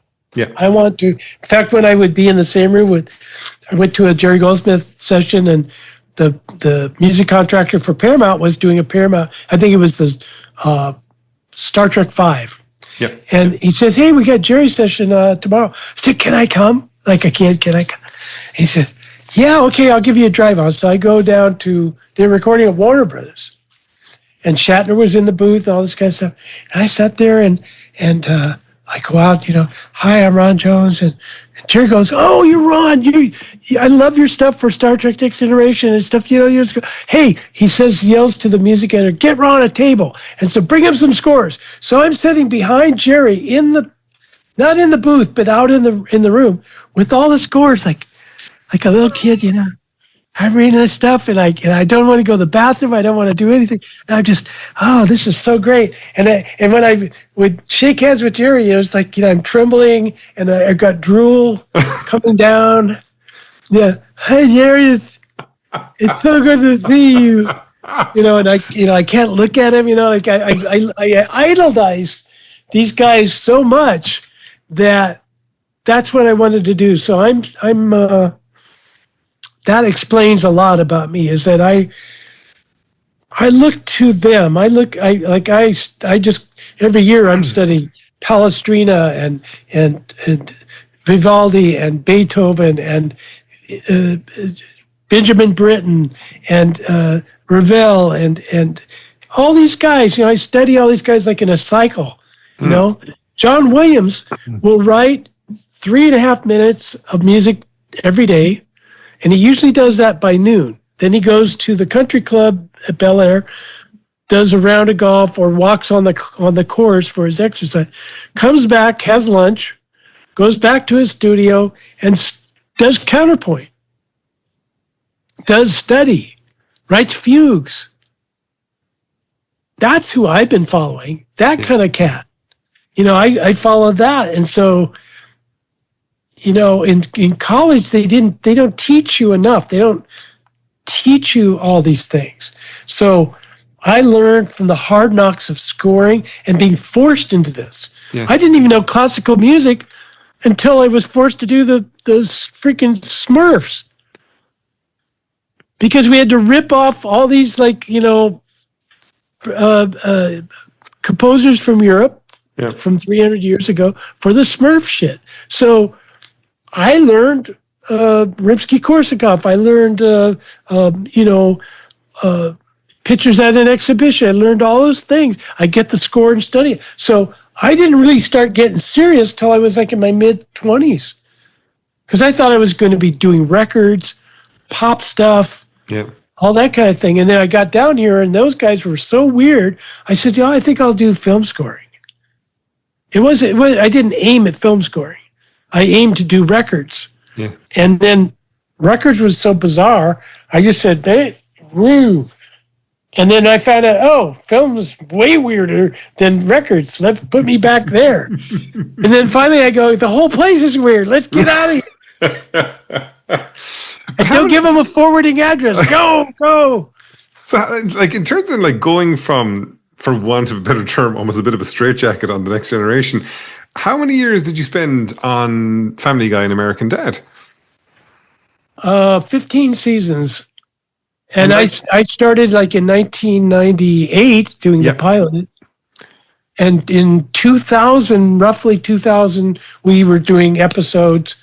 And then, after 10 years or so, then American Dad was the spawn of Fox asked for another show. And they made that. I worked on that for a while. And so I worked with Seth for a long, long time. I wrote a note to the executive producer, saying, look, Seth, when Seth was there in the chair before he did features like Ted, he was there. He may be eating a hamburger during the spotting and go, he was there, but he was there, and we were very friends. I scored his first shows. I scored things before Family Guy, and we were always friends. And he had great regard for music, and I knew it, and he respected me. So then when he started getting busier and busier, he was not around. And so they kept hiring other producers, which they, in the pecking order of who they choose, the Writers Guild is right under the Producers Guild. So they would usually hire a writer who knows writing, knows scripts, knows storylines, knows character development, but does not give a crap about music. And so here Seth left us with this show saying, Ron, create what you create, go crazy, do chase scenes, do Star Wars, do all this stuff. And then we get these writers in who don't have a clue. And so we spot the show, and usually with Seth, it'd be a minute and a half or 2 minute big episode, like a montage or a car chase or episode. And then these writers would go, well, let's go from there. And then the door rings and it's out. I go, but that's 4 seconds. I've got a 75-piece orchestra at Fox. You want me to go to, okay, here's da-da-da-da-da. That's all I get. They go, yeah. I said, well, then you score it. And I walk out, so I go, look, I don't do fortune cookie music. Yeah. You will be rich. I don't do those. I do big, like, involved things. I can do short cues, fine, dandy, you spot it. But to truncate what the audience gets, what the show deserves, what honors the art and craft of film scoring, I'm not going to take a finger stuck up my you-know-what from them. And so I always turn to the dim-witted, producer that got the job. Sometimes they come from The Simpsons, sometimes they come from other successful shows. I go, you don't have a clue what you're doing. Why don't you just go away? We'll spot it like big boys, and we'll make you look good. But why don't you just leave? So I asked the music department at Fox. I asked the president of the Fox. I said, "Can you get rid of these producers? I'd like you to fire them, please." They go, well, first, that's the first time composers ever asked for us to fire the executive producers. Let us check on it. So they call the attorneys. They said, Ron Jones, who has no power, he's basically the clown of this thing, is saying, the court jester wants to fire the king. And they said, we can't do that. So I said, okay, I quit. And so the music department would take me to lunch, when I was down there, and say, meet us, and they take me to the executive dining room. I sit at Shirley Temple's table and have a wine and beautiful lunch. And say, Ron, we know you don't like those guys and stuff. Please don't go. We'll give you John Williams' office. He's not using it, on the lot. You can have his piano, his chair. You can pretend that you're John Williams. You can even have his parking spot. And I said, look, but then I'm in that beautiful environment. I got the orchestra next door, all these great things, but then I have a terrible show. Yeah. Well, I said, if I'm going to die from a heart attack, a stroke, let me die for something that I believe in and that has meaning. And you guys just vacated that whole thing. So, if you're going to kill yourself and say, hey, honey, I'm sorry, I'm sleeping on the floor in my office, it should be for something. Yeah. Not just because you're making money. I don't work for money. I work for the love of it, for the joy of it, for all that kind of stuff. And the last thing I ask is, do you want to talk to my agent? He does the money. I don't care. I'll do it for free if they care about the right things. But when they don't care about it, I'm not there. That's why I turned down so much. Ron, do you think you'd ever retire? No, like I said at the beginning, composing and creativity is a life sentence. Yeah. It causes far more stress. If I was to just bag it, drop my pencil, say, honey, I'm done, I'm going to go play golf, I would probably be dead in a week. It's you always want to get your paints out and paint. You always see something. And now I'm scoring the world. I'm scoring that universe, exploring that universe. And I just did a concert tour in Italy in September. And we had the International Orchestra of Rome. We rehearsed in Rome, which was sweaty in September. And we did that. Then we went down to a 3rd century BCE Roman amphitheater in a town called Minturno, the UNESCO site. And we're right on the freaking Appian Way.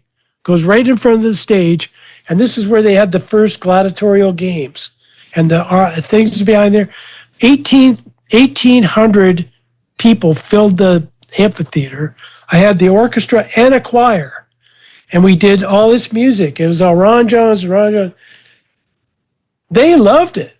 I mean, they love it. And then I come back here and it's like, they don't, I think with the exception of like the soundtrack geeks and maybe, some people that it's 1% of 1% of 1%, understand that even music is a cool thing.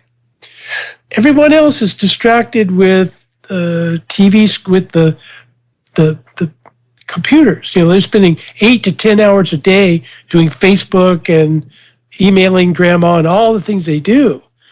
And then if you ask them to listen to music, they can't do it. Their attention spans are so dinky, So the producers that are growing up in this system know that the attention spans are dinky. So unless you're working for Spielberg or you're working for somebody that gets music, you get this music is just a slap on. It doesn't matter who gives a crap, and it's not that I don't enjoy living for. I don't miss that, So I find the European mentality of creating people and the independent filmmakers is fun. I love it. They've never learned the Hollywood BS thing. I pat them on the head and I say, how great. I call them my golden people, the golden ones, because they still get it. I still enjoy, even though I don't speak Italian, I can say grazie.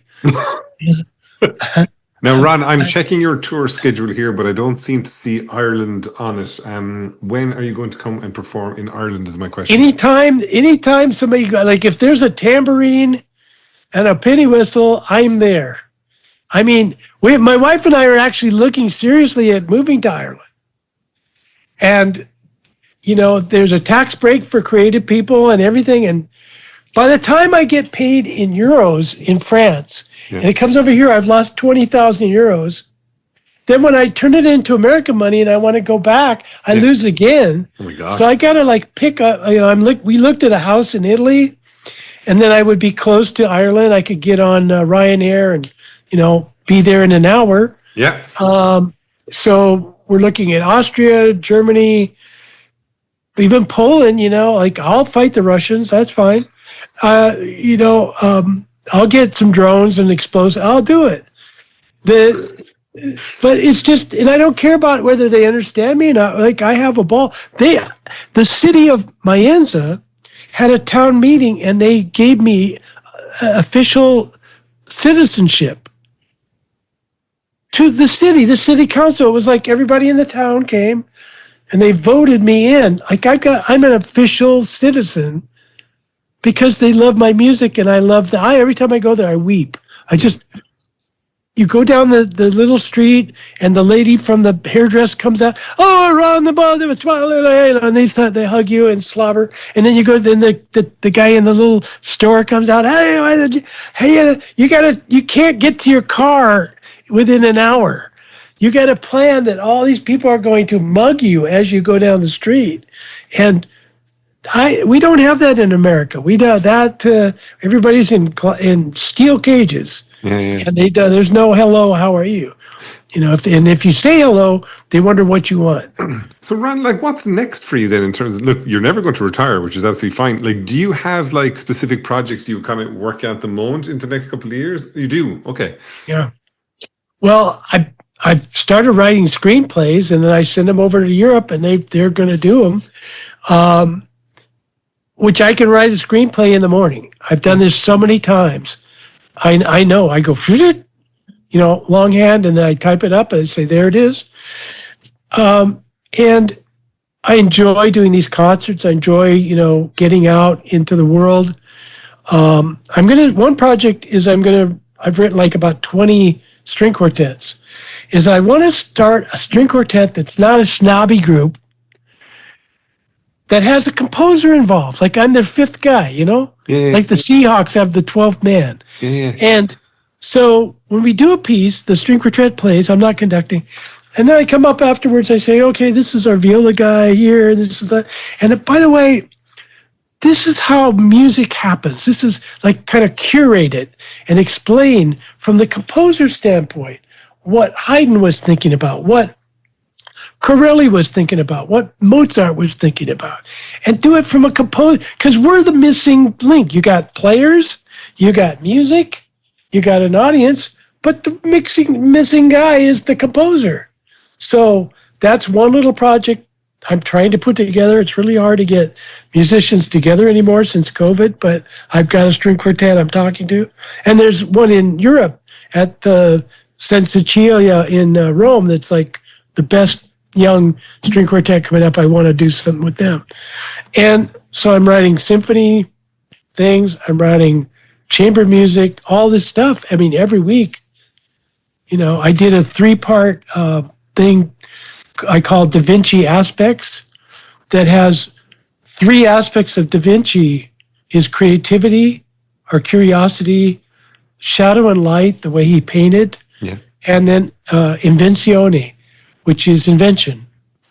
And so I just get immersed in whatever I want to write, whatever I want to do. My assistant always comes in and there's a stack. And he goes, "What am I doing this time?" I said, "Well, we got a choral thing, and we're going to do that, and then we got a string quartet." He said, "Okay." So he starts. I don't mess with the putting in the computer. I let him do it, and let him tweak it. And so every week, I make my deadline to write this stuff. And still, I have friends where we have coffee together. I hang out with my family, and my son is all grown up and he hates me, but that's how sons are, and they love you, but they can't love you because they have to get elk horns, So I understand the elk horn thing, and then once they get a certain age, the elk horns kind of go down. I think it has to do with testosterone and some sort of angst against your parents.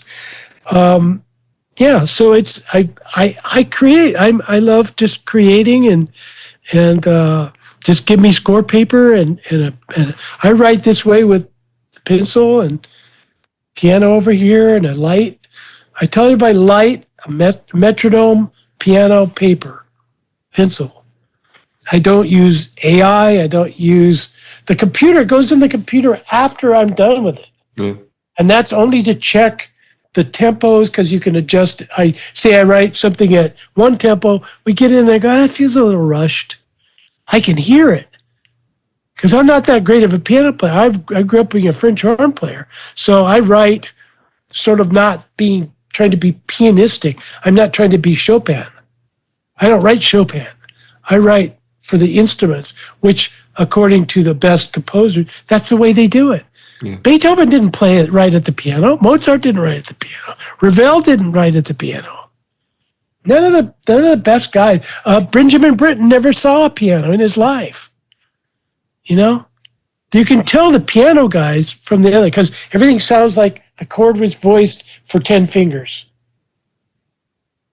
It sounds like you could play it, and then you just orchestrate it. But you listen to Ravel, you listen to that every instrument group, the woodwinds have a whole different world. And that's how you get orchestration. The strings are not doubling with the brass. The brass are doing something different than the percussion. Everybody's doing something different. So you have 36 lines of things that are different, things that are moving. So like I said at the beginning, like a blank score page, it's like somebody handing me a ticket to Alpha Centauri, because I get to not only go to Alpha Centauri, but I can have lunch too at home. Like I get to, do all that and do the other. So, Ron, I'm scoring the sky. Your intelligence, your infectious nature is absolutely incredible to behold. Now, I have one final... Now, did you record any of this, or we haven't started yet. No. We haven't started. Okay, that's what I wanted to know. Damn it! Second, I should have recorded the last 2 hours. We should have hit record. Oh, damn it. Like, nobody will ever know this conversation took place and how glorious it actually was. Ron, I have one last question for you. Now, Ron will actually stay on after this question as well. This is just to end the recording. All right. Ron Jones, what does Star Trek mean to you? What does the franchise mean to me? Anything at all, like in terms of just your music, the franchise, whatever you think. When someone says Star Trek, what does it mean to you? Well, I don't think about the franchise. I think about the writers were all very good science fiction guys. Like they published novels. Yeah. Is that here was a chance to bring this idiom of science fiction, which is really a human drama with the peril of space, you know? It's not fantasy because we're already sending rockets and doing all that stuff, you know? And so capturing that spirit, I would get letters from people in NASA and from people that were high up in the Pentagon saying, thank you for capturing what we're trying to do. Because they don't show up because it's a gig, you know, because they want to make a freaking rocket that goes to Saturn. They're little kids that grew up and did that. So, you know, and when I go to Trek things, like when I was in Italy, Ferrara, Italy, they had the red carpet for the guests. There were 2 actors, one was a producer and actor, and me. And I thought, oh, they all want to take pictures of the actor and the big producer that had an Academy Award. And I'll just stand over here, nobody will. And so all the crowd that was behind the rope taking pictures were Trekkies. They weren't there. They didn't want to take pictures of the actor they said, get out of the frame. Let's get Ron in here. So really they were going, well, what's this guy? Well, I have my own little weird fan club in everywhere in the world. Japan, China, everywhere, maybe on the moon, that are people that get the essence of what we were doing. Yeah. And to be part of that was so much fun. It's so sad that, you know, whatever those little errors, you know, come along, that they didn't understand a concept called forgiveness, and also understanding that I'm a human being.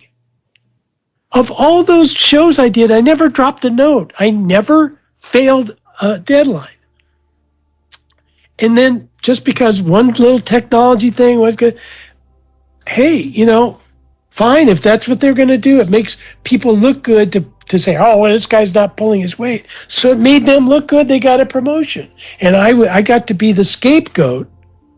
That doesn't feel good. I still sleep at night waking up and going, oh, people hate me. People are bugged at me. And all I really wanted to do was show up and be someone that could create something wonderful. And that's what I do. And I'm going to do that till my heart pops out, till I can't do it no more. Like the Beach Boys says, I'm going to have fun till my daddy takes my T-bird away. You know, I'm going to keep writing till I fucking die.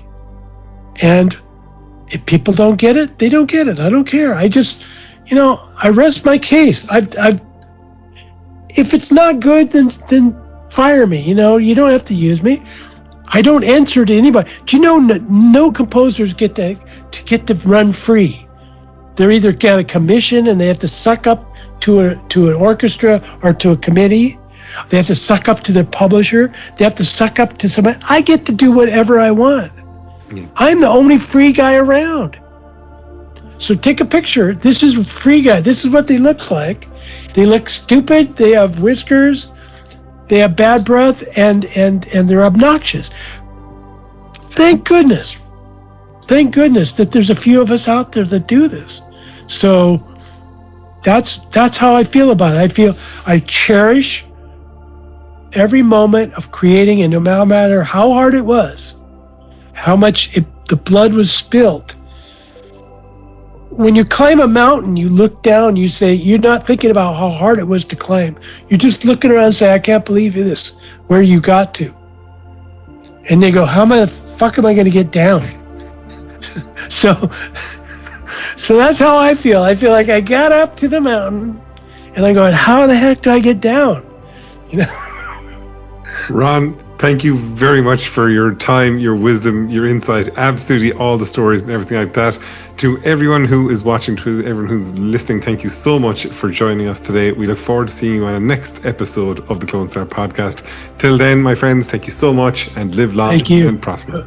It was great. Thank you.